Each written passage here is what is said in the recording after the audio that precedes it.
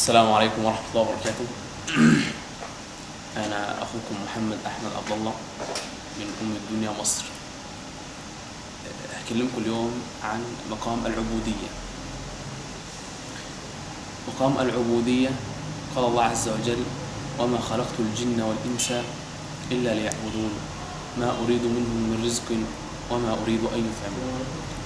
فكان الله عز وجل خلق الخلق فقط للعبودية، وأن يعبدوه ولا يشركوا به شيئا. ومقام العبودية يقوم على ركنين اثنين: أما الركن الأول فهو كمال الحب، وأما الركن الثاني هو كمال الذل لله عز وجل. أما الحب فذاك مركب لا يضل راكبه، وإذا كلف المرء بحب امرأة صار عبدا لها، وإذا كلفت المرأة بحب رجل صارت أمة له. والإنسان منا لا يجد مع الحب مشقة. أنت تريد أن تفعل شيئا يبغضه حبيبك، فتأبى على فعل ذلك لأن حبيبك يكرهه، ولا يجد المرء مع الحب مشقة. سئل أحد الواعظين في مجلس وعظه عن الحب، عن سر إضافة العباد إلى الله في قول الله عز وجل في سورة الزمر: قل يا عبادي الذين أسرفوا على أنفسهم لا تقنطوا من رحمة الله إن الله يغفر الذنوب جميعا.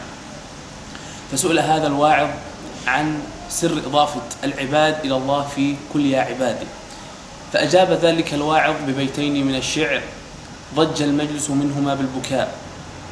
فقال الواعظ: وهان علي اللوم في جنب حبها، وقول الأعادي إنه لخليع، أصم إذا نوديت باسمي وإنني إذا قيل لي يا عبدها لسميع.